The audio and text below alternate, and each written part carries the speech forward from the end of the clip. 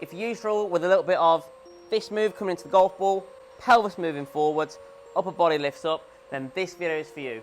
We're going to discuss the 3 most common causes of that classic early extension downswing with drills on how you can better understand your move and go about fixing it. Our first port of call is a wide open club face. And what a wide open club face looks like is coming down to the hitting area, somewhat where the shaft is parallel to the ground. We will often see the club face look quite to the sky, and it'll be the body's reaction to stand up and flip in an attempt to square that club face up. If you do sometimes get it right, you'll often see quite high ball flights, and you'll struggle with any kind of compressive strike, and it'll often be a clip off the turf if you don't get it fat or thin. So wide open club face is really important.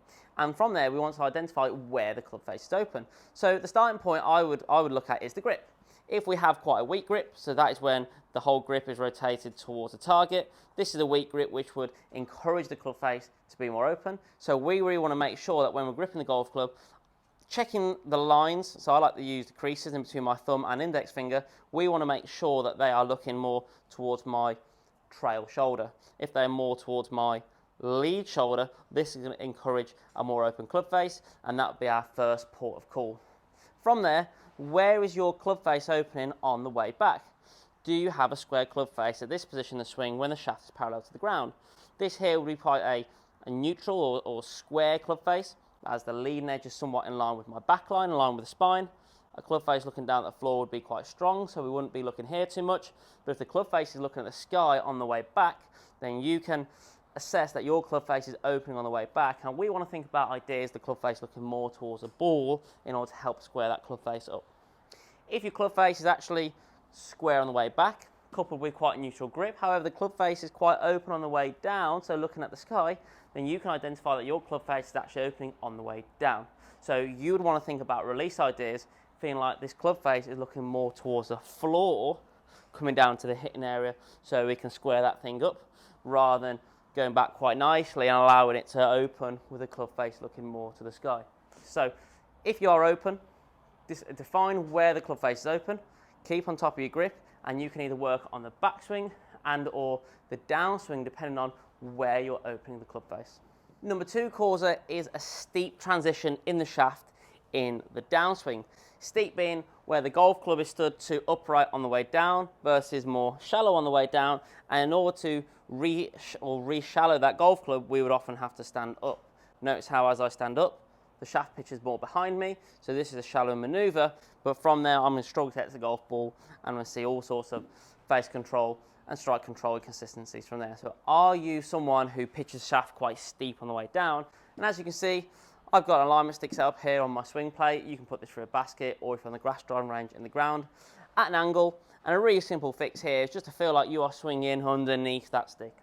If you are quite steep, you are quite likely going to go steep and throw it over. So with a sensation of feeling like the golfer is working more underneath the stick, you're likely going to feel like you're starting the golf ball a little bit more to the right, so kind of push-up feels. And that's a really good way to shallow out your shaft, to take away from the need to early extend because of that steep transition, and we can help fix our early extension from there as well. And our last port of call is weight distribution in the setup and in the swing itself. So when we're getting set up, we want to make sure the weight is in a good place to begin with, and a good place to check this is to draw a line from your armpits down into the balls of your feet. If I'm drawing a line, just like I'm holding my golf club here, I'd want to see the line go from my armpit, knees and balls of my feet, and this would indicate a really good weight distribution. If I get into my toes, this will encourage obviously my weight to be too much in my toes, and in order to try and recenter it so I don't throw the golf club over here, I again will early extend, stand up to bring the weight back, and we'll see that movement which we want to move away from.